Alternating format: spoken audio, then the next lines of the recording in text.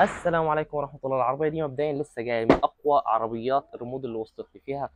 اختراع يا جماعة، هنعرف النهاردة الاختراع ده مع بعض. يلا بينا. العربية بتيجي بالشكل الجامد ده في الكرتونة الجامدة دي. هنبدأ نفتحها مع بعض وهنعرف ايه المميزات بتاعتها وايه اللي بيميزها عن باقي العربيات. مبدئيا الريموت بتاعها شكله أصلا أبهرني بصراحة. اوكي، الريموت شايفين بيجي بالخامة ازاي والشكل الجامد ده. اوكي، بعد كده العربية والكيس الجميل ده. اهي العربية. بصوا حرفيا جامدة يا جماعة. تعال نفتح نبدأ نحط الأشياء بتاعتها.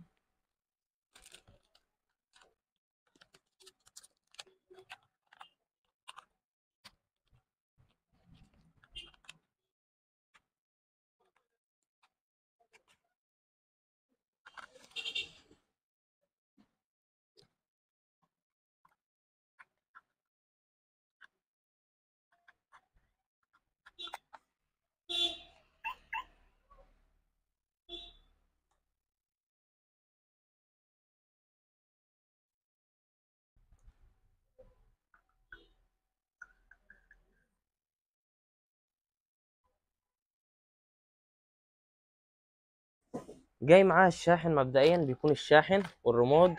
اوعى اوعى. بص، بعد ما جمعنا العربية وشفنا المكونات بتاعتها الجميلة دي حرفيا، تعال نجربها ونشوف هي بتعمل ايه. بصوا كده.